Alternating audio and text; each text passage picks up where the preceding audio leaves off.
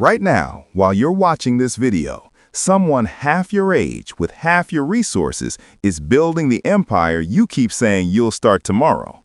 And here's what stings the most. They're not smarter than you. They're not more talented. They just stopped lying to themselves.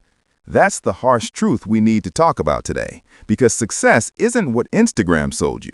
It's not vision boards and morning routines and positive affirmations. It's something far more raw, far more demanding, and infinitely more real. Steve Jobs once said, "I'm convinced that about half of what separates successful entrepreneurs from non-successful ones is pure perseverance." But even that doesn't capture the full brutality of what success actually demands. So let me tell you a story. Not the sanitized, motivational poster version, but the real one. Let's start with what success isn't. Success isn't working hard. Millions of people work hard. The single mother working 3 jobs is working harder than most CEOs, but she's not on magazine covers. The construction worker putting in 12-hour days in scorching heat works harder than most venture capitalists, but he's not ringing the bell at the stock exchange. So what's the difference? Here's the uncomfortable truth. Working hard on the wrong thing is just a slow way to fail with a clear conscience. It's the most socially acceptable form of self-sabotage because at least you can say you tried. Think about Jobs in his parents' garage. People romanticize that image, the humble beginnings, the American dream, but they missed the critical detail. He wasn't just working hard on random ideas. He was obsessively focused on one singular vision while everyone told him he was insane. His own board of directors kicked him out of the company he founded. Imagine that humiliation. Imagine building something from nothing only to have it ripped away from you. Most people would have given up. Most people would have said, "Well, I tried. It wasn't meant to be." But Jobs didn't do that. And here's why. Because he understood something fundamental that most people never grasp. Success requires becoming a different person than you are right now. Not a better version of yourself, a fundamentally different person. Let me explain what I mean. Right now, you have habits, beliefs, fears, and comfort zones that define you. You wake up at a certain time. You think certain thoughts. You avoid certain risks. You tell yourself certain stories about who you are and what you're capable of. Every single one of those things got you exactly where you are right now. And if where you are right now isn't where you want to be, then those things aren't just useless, they're the enemy. Jobs understood this viscerally. When he got fired from Apple in 1985, he could have stayed the same person, the brilliant but abrasive perfectionist who alienated everyone around him. Instead, he spent 12 years being forged in the fire of failure. He started Next, which struggled. He bought Pixar, which almost went bankrupt multiple times. But through all of that, he was becoming someone new, someone who could hold on to his vision while learning to work with people, someone who could be demanding without being destructive, someone who could see around corners that hadn't even formed yet. When he returned to Apple in 1997, the company was 90 days from bankruptcy. Everyone said it was over, but the Steve Jobs who came back wasn't the same Steve Jobs who left. He'd been shattered and reassembled. He'd died and been reborn. And here's what nobody wants to hear. You will have to do the same thing. The person you are right now, with your current mindset and habits and fears, cannot achieve the success you want. That person has to die, and you have to be the one to kill them. Your biggest enemy isn't competition, it's your need to be comfortable.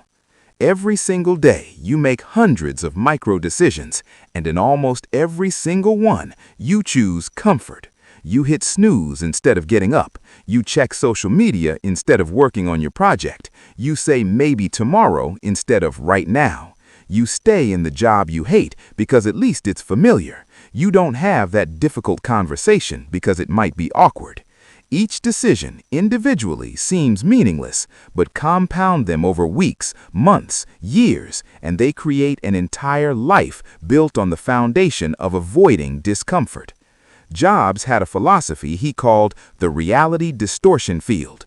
People thought it meant he was delusional, that he convinced himself impossible things were possible, but that's not what it was. It was his absolute refusal to accept comfortable limitations.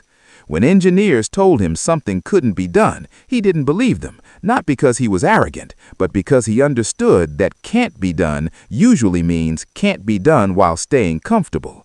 It usually means can't be done with the resources and methods we're familiar with.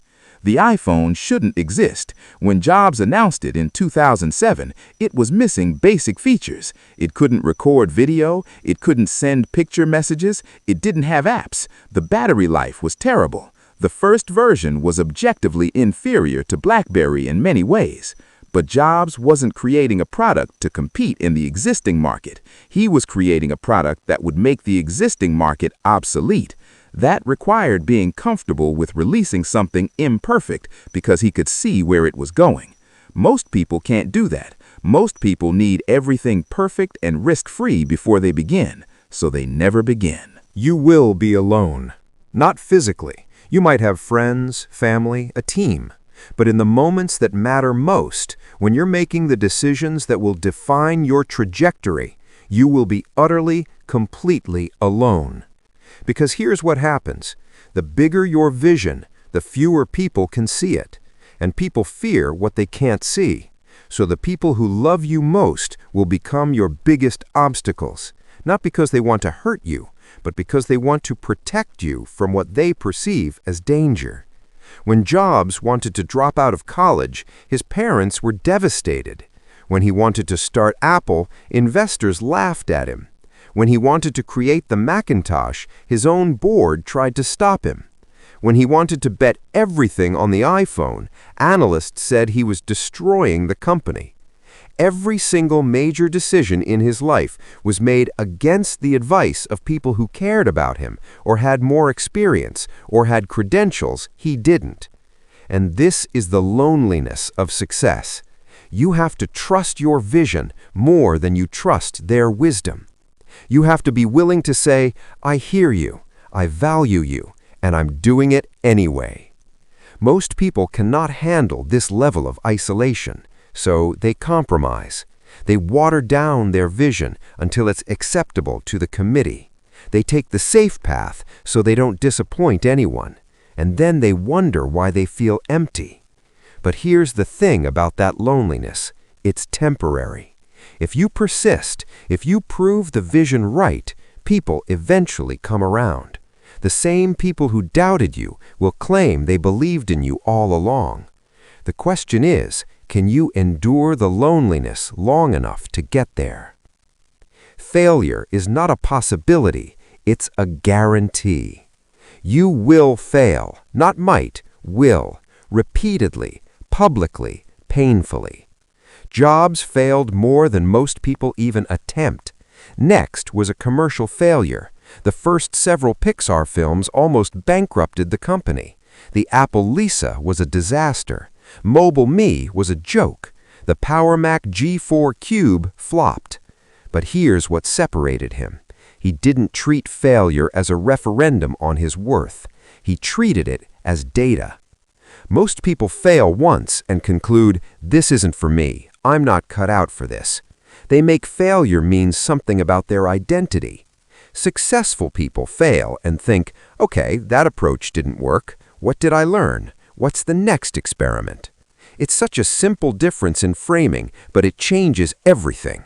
One interpretation ends the journey. The other continues it. And you need to hear this clearly. Every person you admire failed more times than you've even tried. The difference is, they kept going after the point where you would have stopped. Jobs gave a commencement speech at Stanford in 2005, where he talked about being diagnosed with pancreatic cancer. He said, remembering that I'll be dead soon is the most important tool I've ever encountered to help me make the big choices in life.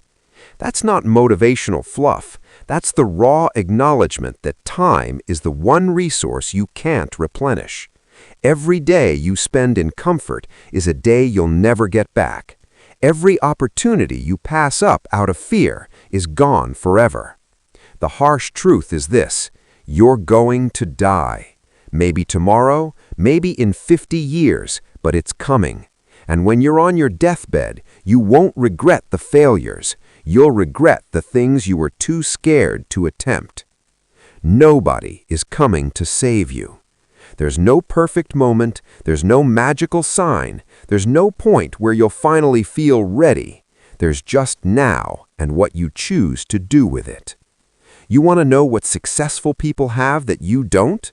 It's not connections, money, or luck, though those help. It's the willingness to start before they're ready, to act before they have permission, to build before they have proof it'll work. Jobs didn't wait for the market to demand a personal computer. He created the demand. He didn't wait for Hollywood to embrace computer animation. He forced them to pay attention. He didn't wait for consumers to ask for a device that combined a phone, music player, and internet communicator. He invented the future and made them live in it. And he did all of this while battling health issues, corporate politics, public criticism, and his own demons.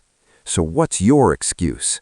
I'm not being cruel. I'm being honest, because the script you're telling yourself about why you can't start, why you can't succeed, why you're different from everyone else who made it, that script is the prison you built for yourself, and you're the only one with the key. Here's the harsh truth about success that nobody wants to tell you. It's available to you right now, not when you're smarter, richer, or more prepared. Right now. The only question is whether you're willing to pay the price, whether you're willing to become someone different, whether you can endure discomfort, loneliness, and failure, whether you can start before you're ready and keep going when everyone else stops. Jobs put it simply, stay hungry, stay foolish. Stay hungry, never satisfied, always wanting more. Stay foolish, willing to look ridiculous in pursuit of something great. The world doesn't owe you success, but if you're willing to do what others won't, you'll achieve what others can't. The question is, will you?